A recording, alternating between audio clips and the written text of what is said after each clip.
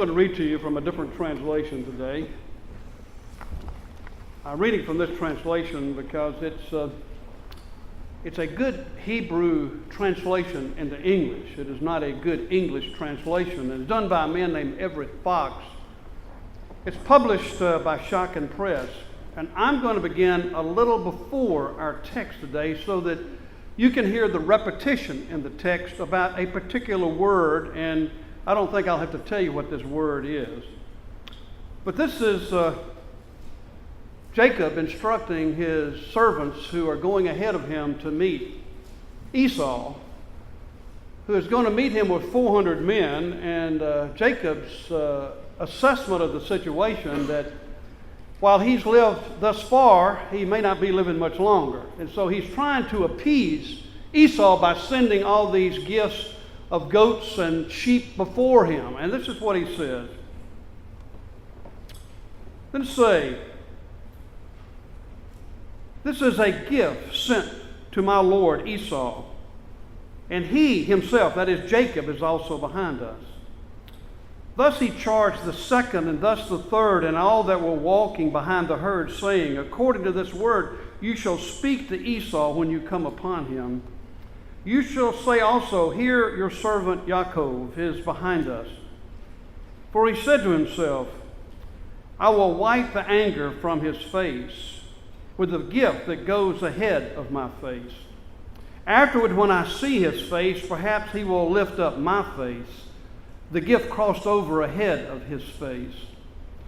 But he spent the night on that night in the camp. He arose that night, took his 2 wives, his 2 maids, his 11 children, and crossed to Jabbok. He took them and brought them across the river. He brought across what belonged to him, and Yaakov was left alone. Now a man wrestled with him until the coming of the dawn, and when he saw that he could not prevail against him, he touched the socket of his thigh.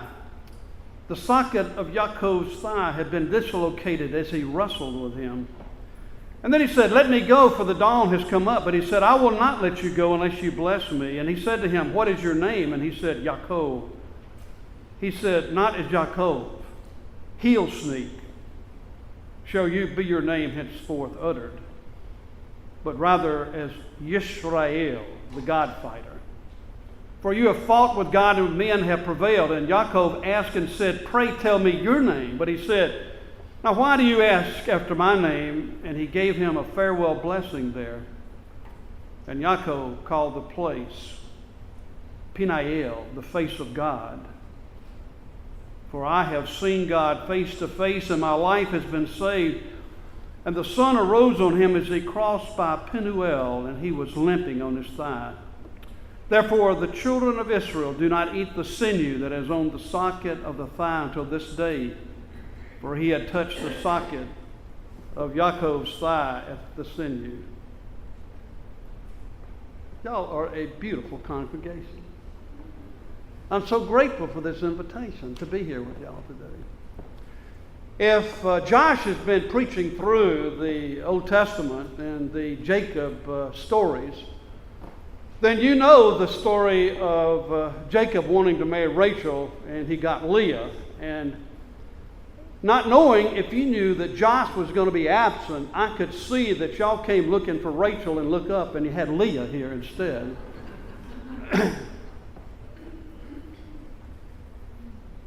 As a young man working on the farms of my church members, I would often go walking on the rutted farm roads after a rain.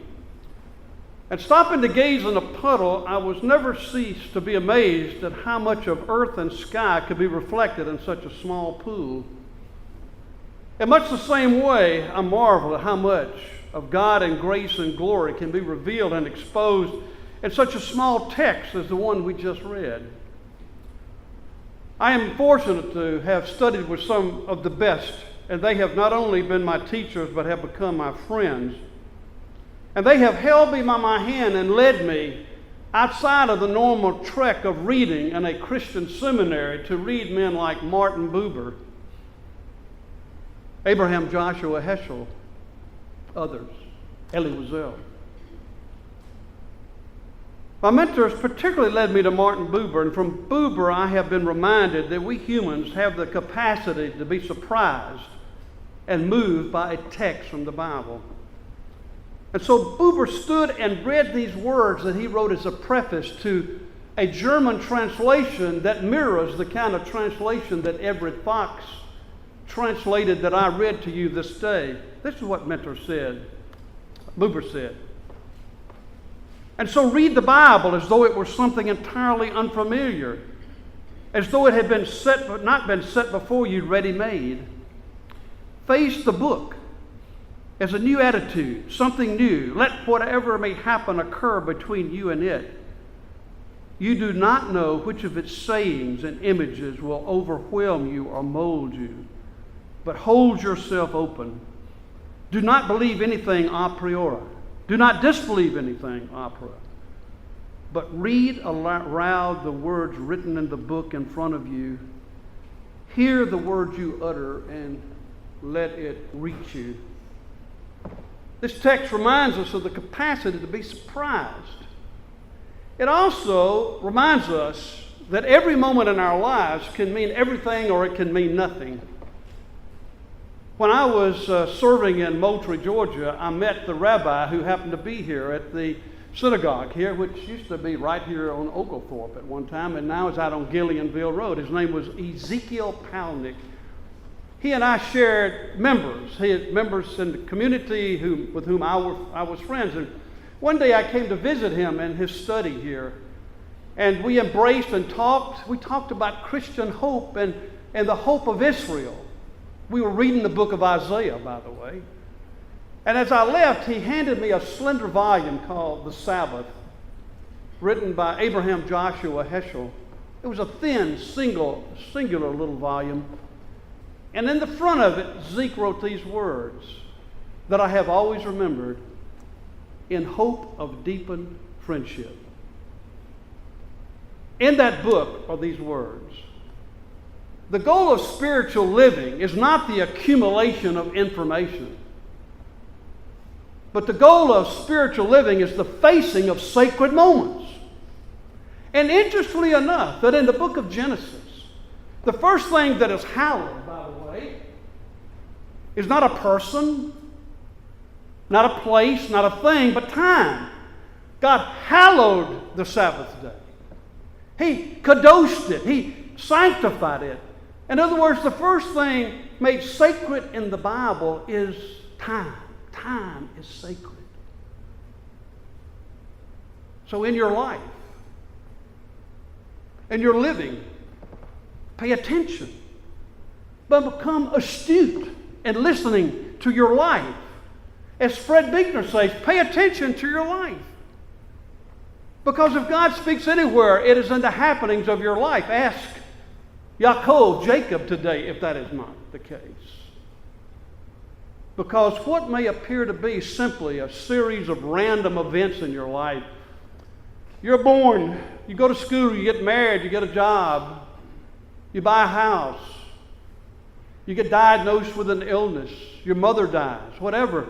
In the midst of all this, it can seem so random, events, helter-skelter, but, says Biegner in his little book, The Alphabet of Grace, if you pay attention to your life, you will discern a plot, a meaning, and a direction.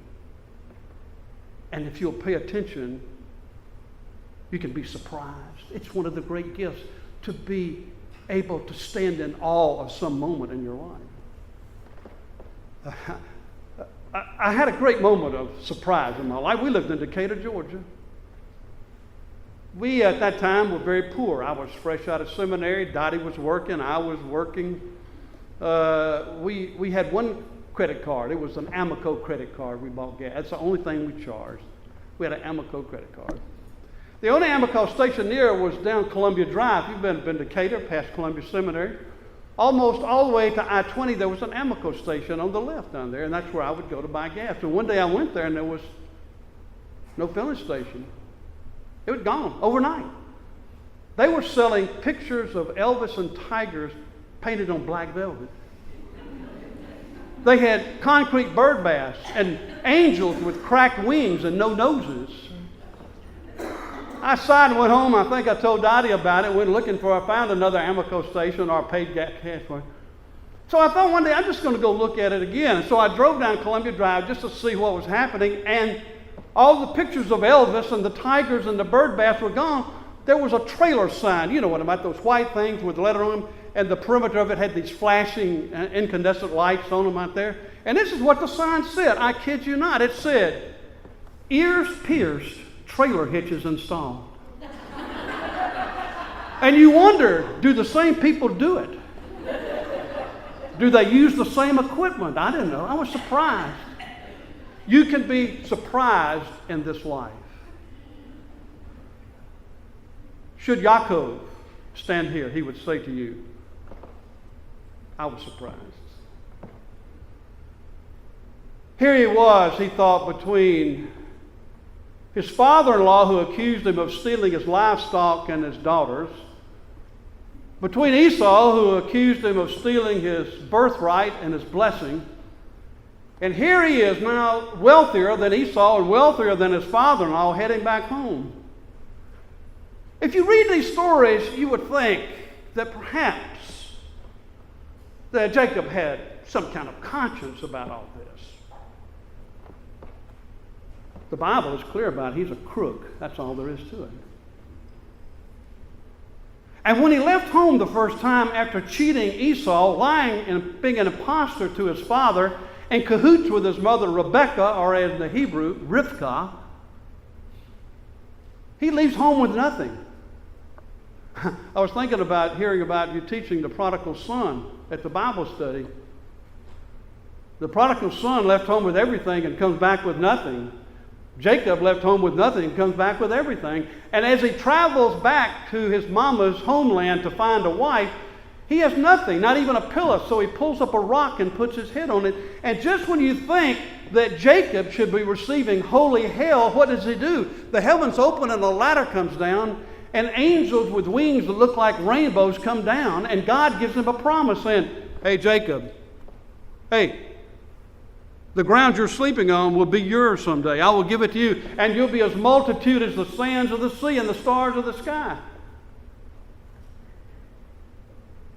It's an amazing story. We're surprised by that.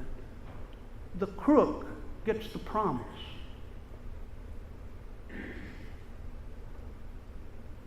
But now he comes home after cheating his father-in-law. The one redeeming quality about Jacob, as I see it, is that he loved Rachel so much he was willing to endure 14 years of labor to win her hand. So there's something redeeming about the guy. Deep down inside, there is something there worthwhile reading about and hearing about. But now he comes back and he's about to face Esau.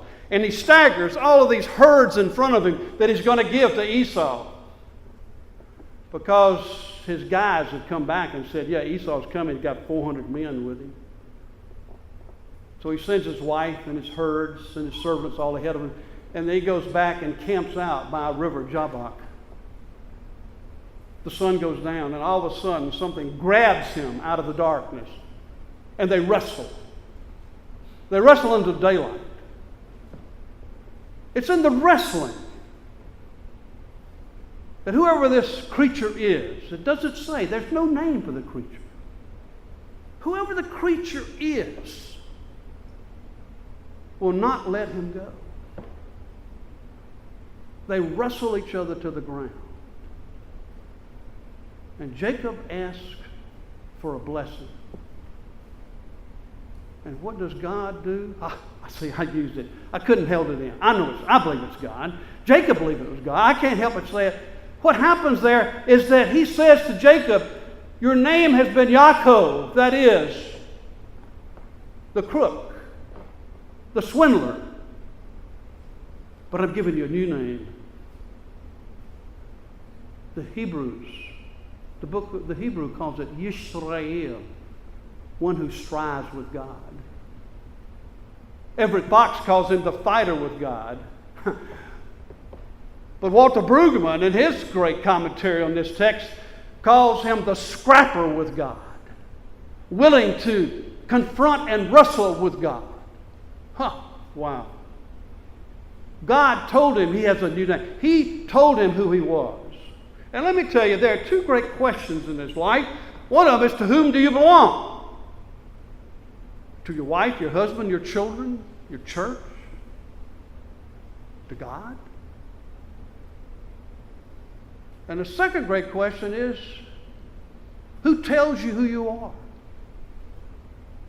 Some people need enemies to tell them who they are. Blacks need whites, rich need poor, Jews need Protestants, America needs the Russians.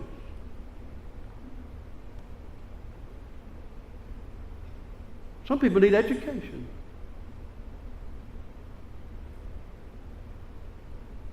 I had the privilege of meeting William Sloane Coffin. He was the chaplain at Yale during the height of the Vietnam War. And by the way, let me just say about Coffin, for those of you who decried Coffin's work in the anti-war movement, Coffin collected draft cards. He never encouraged anybody to burn one. He said the American flag is like your laundry. You wash it, you don't burn it.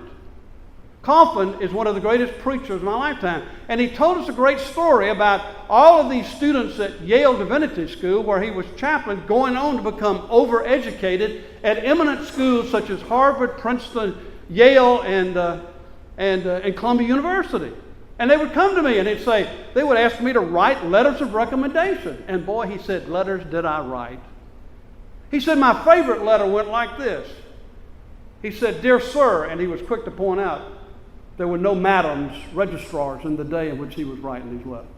"Dear sir, this student will obviously be in the bottom quarter of your entering class. But what should you be looking for in the bottom quarter of your entering class? But someone like this young man, young woman, who has all the extracurricular characteristics in life that you want. They are loving, compassionate, they're devoted to helping people. They have large hearts and large minds." And the student would come in, Coffin said, I'd show him the letter. And they'd say to Coffin, "How do you know I'm going to be in the bottom quarter of the entering class?" And Coffin would say, "The evidence is in."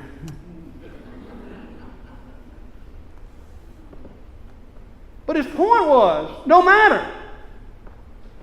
I said they were in the 99.1 percentile of all human beings.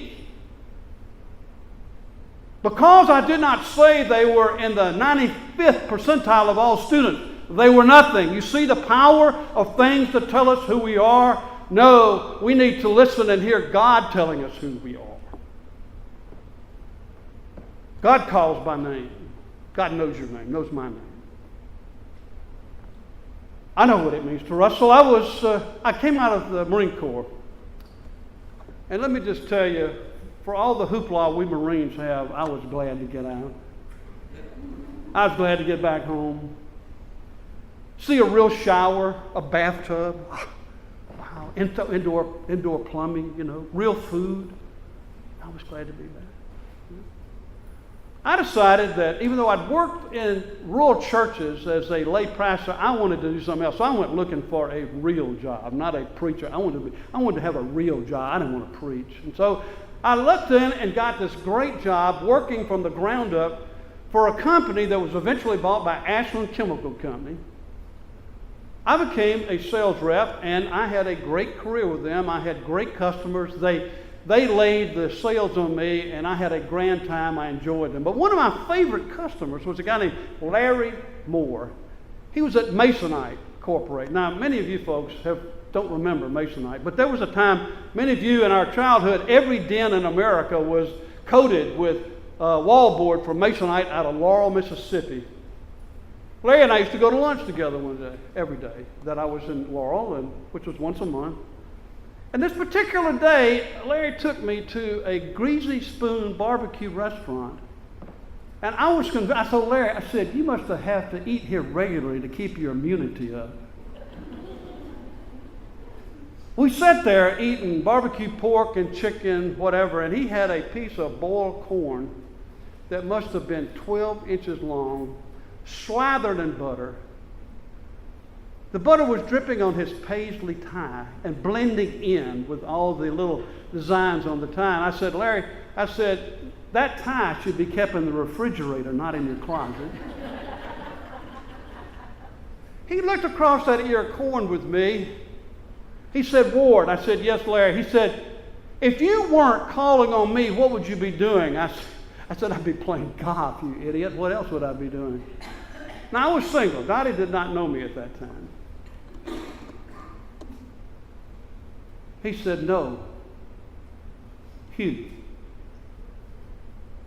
if you were going to do something significant with your life. Now, I was not by the river Jabbok. I was not wrestling with some unknown being. I was sitting in a barbecue place in Laurel, Mississippi with a red and white oilcloth tablecloth with these big porcelain platters of chicken and corn and fried okra and 12-ounce glasses of iced tea, sweet tea, by the way, you know that. And this guy's asked me this question. Hugh, what would you do with your life? Moments can be everything or they can be nothing. I looked at him and I said, I'd quit Ashland. I'd go to Columbia Seminary and I'd become a Presbyterian pastor. This chubby cherub of a man sitting across the table from me with butter dripping on a paisley tie had me wrestle with my life and my future. And he said, hey, Ward, if you resign and start this fall, this time next year, you'll have a year behind you. And so in June of 1972, I sent in my resignation. In September of 1972, I drove my red Volkswagen with one fender faded differently than the other three. Drove into the parking lot at Columbia Seminary, and voila. Moments can be everything, or they can be nothing. Ladies and gentlemen, we're doing communion today. You talk about someone who wrestled with God. It's Jesus. Jesus wrestled with God.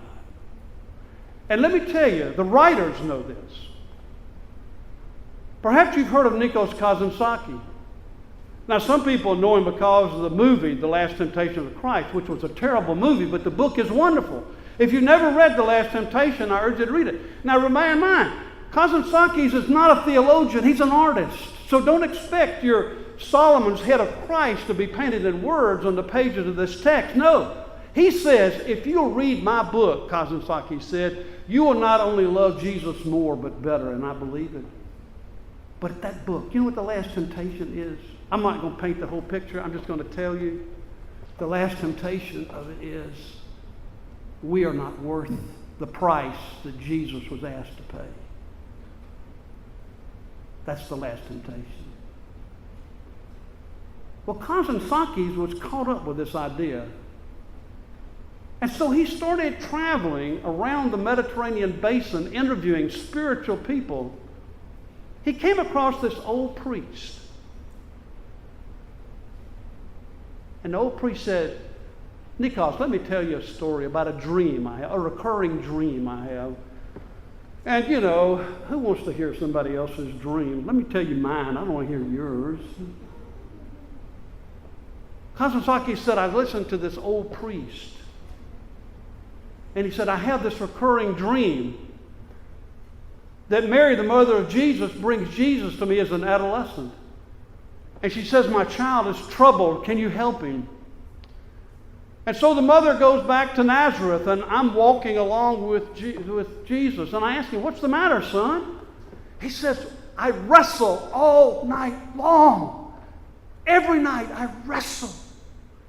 And the old priest says, why, with whom do you wrestle? And Jesus said, one of the most acute things in this dream you'll ever hear, well, I wrestle with God. With whom else would you wrestle? And the old priest says, so I used to take Jesus along on long walks beside the riverbank. I would give him tea and crumpets and tell him that God was like an old friend. Don't worry about it. In my dream, I sent for Mary and she came home, and Jesus went back to Nazareth and became the best carpenter in Nazareth.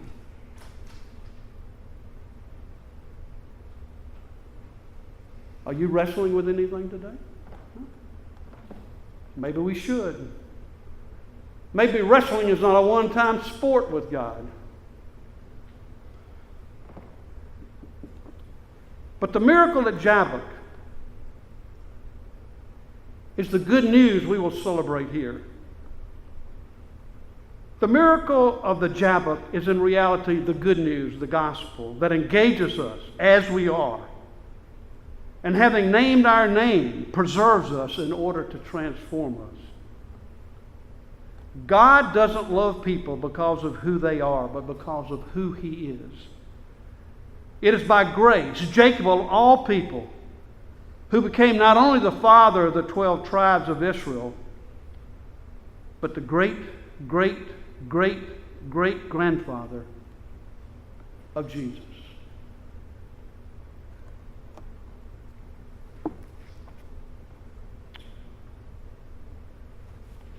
In the name of the Father, and the Son, and the Holy Spirit. Amen.